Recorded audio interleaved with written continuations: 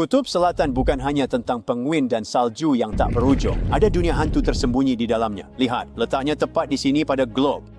Jangan bingungkan Antartika dengan Arktik yang berada di bagian atas peta kita. Ukurannya jauh lebih kecil dan jujur saja jauh kurang misterius. Lapisan es yang menutupi Antartika tebalnya sekitar 1 hingga 3 mil, setara dengan 16 menara Eiffel yang ditumpuk satu sama lain. Selimut raksasa ini menyembunyikan fitur dan kontur asli daratan Antartika. Kita masih belum banyak tahu tentang benua misterius ini, dan es serta salju adalah penyebabnya. Kita bahkan masih belum tahu bentuk dan ukuran asli benua ini. Memetakan Antartika tanpa sekop raksasa adalah tugas yang sangat sulit. Namun satelit belajar menembus es dengan kameranya, dan sekarang kita tahu bahwa sebenarnya ada lanskap kuno yang sangat besar dan dramatis di bawah salju, hantu dari masa lalu. Sekitar 90 juta tahun lalu, Antartika jauh lebih hangat. Itu sebenarnya hutan hujan rimbun dengan banyak tanaman dan mungkin penuh kehidupan. Bahkan ada sungai yang mengalir di sana. Lalu esnya datang. Ini terjadi sekitar 34 juta tahun lalu selama transisi dari Eosen ke Oligosen ketika planet kita mendingin secara signifikan. Itu adalah awal dari salah satu zaman es kita. Daratannya tetap ada, tetapi kini tersembunyi di bawah es dan salju yang makin lama makin tebal. Bagi mata biasa, Antartika berubah menjadi gurun putih yang luas, datar, dan tanpa ciri khas. Waktu pun berlalu. Lempeng es raksasa ini bergerak, menghaluskan dan menggeser tanah di bawahnya. Selama jutaan tahun, hal itu mengubah bentuk daratan tersebut. Sekarang, jika kita melihat di bawah es, tidak akan ada tanda-tanda kutub selatan yang asli, kecuali di satu tempat. Di daerah-daerah di mana esnya sangat tebal dan tidak banyak bergerak, seperti di Antartika Timur, justru terjadi sebaliknya. Es itu menjadi seperti selimut super tebal yang melindungi daratan. Biasanya, hal-hal seperti angin atau hujan perlahan-lahan mengikis tanah seiring waktu mengubah bentuknya. Namun, ada selimut es pelindung ini. Selimut es ini mencegah proses-proses alami tersebut mencapai apa yang ada di bawahnya. Jadi tanahnya tetap hampir sama selama jutaan tahun, seolah-olah membeku dalam waktu. Wilayah khusus di dekat cekungan subglacial Aurora dan Schmidt ini telah menjadi hantu dari lanskap Antartika. Tempat ini nyaris tidak tersentuh, bahkan sejak pertama kali tertutup salju 34 juta tahun yang lalu. Ini adalah jejak sejarah. Sebuah tempat yang dapat memberitahu kita seperti apa rupa tanah Antartika sebelum menjadi mimpi buruk yang membeku. Saat para ilmuwan mengintip ke bawah Antartika Timur, mereka melihat hantu menakjubkan, jejak-jejak sungai yang pernah mengalir di sana jutaan tahun lalu, berbagai lembah, dan beberapa pulau kecil aneh, serta 3 bagian besar daratan yang berbentuk seperti huruf U. Itu semua maksudnya apa ya? Jadi begini, benua-benua di planet kita ini terus bergerak, meluncur di atas mantel lava panas seperti sereal di atas susu. Sepanjang sejarah, mereka beberapa kali bersatu dan terpecah. Ratusan juta tahun lalu, beberapa benua merupakan bagian dari satu Gondwana yang sangat besar. Antartika adalah salah satunya. Dulunya, itu adalah satu daratan yang sangat luas. Namun ketika Gondwana terpecah, benua malang itu tergang oleh kekuatan tektonik. Bagian-bagian tanah ditarik menjauh satu sama lain, suara mendesing dan mereka terpecah belah. Dan begitulah cara kita mendapatkan blok tanah besar di bawah lapisan es tebal. Para ilmuwan sekarang ingin mengeksplorasi hantu ini lebih jauh. Namun untuk mempelajarinya lebih dalam, mereka harus mengebor es seperti memakai sedotan untuk mencapai dasar milkshake. Ini membantu mereka mengambil batu dan tanah dari bawah guna mempelajari sejarah dan iklim bumi.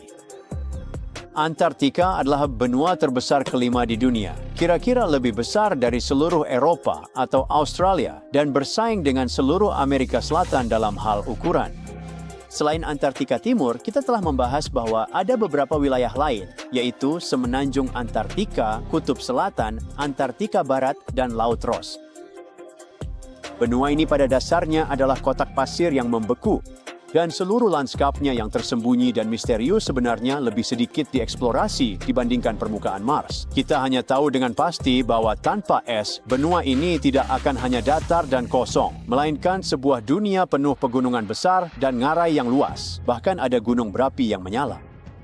Beberapa gunung berapi ini begitu besar sehingga puncaknya menjulang di atas lapisan salju. Di Antartika Barat saja ada setidaknya 138 gunung berapi meskipun hanya sekitar 8 atau 9 yang masih aktif saat ini.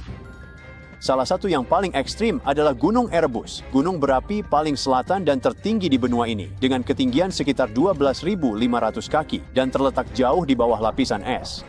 Gunung ini memiliki gua-gua subvulkanik yang luar biasa indah. Suhu di sana cukup hangat sehingga bisa memakai kaos saja.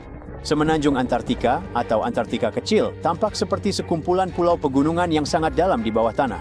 Wilayah ini memiliki batuan vulkanik yang lebih baru yang merupakan bagian dari cincin api Pasifik, yaitu lingkaran besar gunung berapi dan zona gempa di sekitar Samudra Pasifik. Antartika besar adalah bagian yang sangat luas. Hampir sebesar Australia, wilayah ini terdiri dari Antartika Timur dan Kutub Selatan.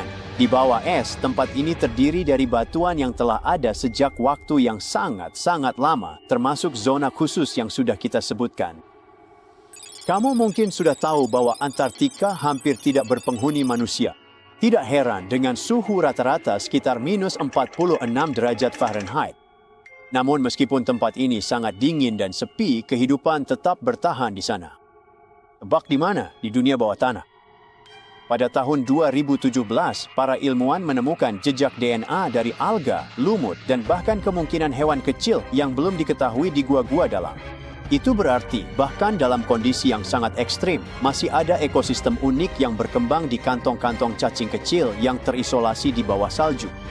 Ada penemuan luar biasa lainnya di bawah lapisan es ros Antartika, yaitu ekosistem yang hidup di dalam sungai bawah tanah.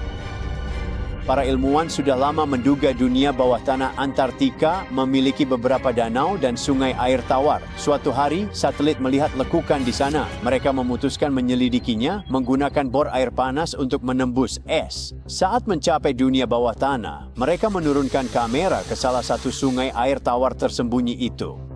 Awalnya mereka mengira hanya akan menemukan beberapa batu atau semacamnya. Namun yang mereka temukan justru ratusan amfipoda.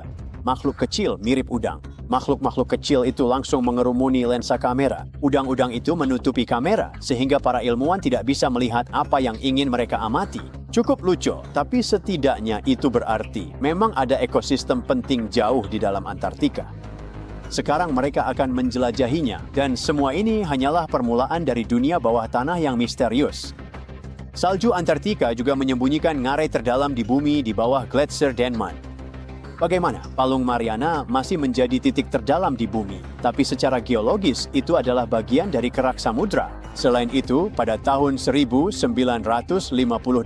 para penjelajah menemukan pegunungan besar di bawah es sebesar dan setinggi pegunungan Alpen yang terkenal. Pegunungan itu membentang sekitar 1.200 km dengan puncak setinggi 2,7 km. Dan semua keindahan ini terkubur di bawah bertonton es. Siapa tahu apa lagi yang bisa kita temukan di sana. Antartika menyimpan sekitar 60% dari seluruh air tawar di planet kita, yang berarti akan sangat buruk jika esnya mencair. Sebagai contoh, ada Gletser Kiamat yang secara resmi dikenal sebagai Gletser Thwaites. Ini adalah formasi es yang sangat besar, kira-kira seukuran negara bagian Florida, dan saat ini sedang mencair. Setiap tahun permukaan laut naik sebesar 4% karena Gletser ini. Jika Gletser ini benar-benar mencair, permukaan laut di seluruh dunia akan naik sekitar 2 kaki, yang mungkin terdengar tidak banyak, tapi akan menjadi bencana bagi daerah pesisir. Untungnya, para peneliti menemukan bahwa bahkan jika esnya runtuh dalam 50 tahun ke depan, Gletser itu sendiri tidak akan mundur secepat yang mereka khawatirkan. Gletser ini memang masih kehilangan es dengan cepat, tapi prosesnya akan berlangsung cukup lambat.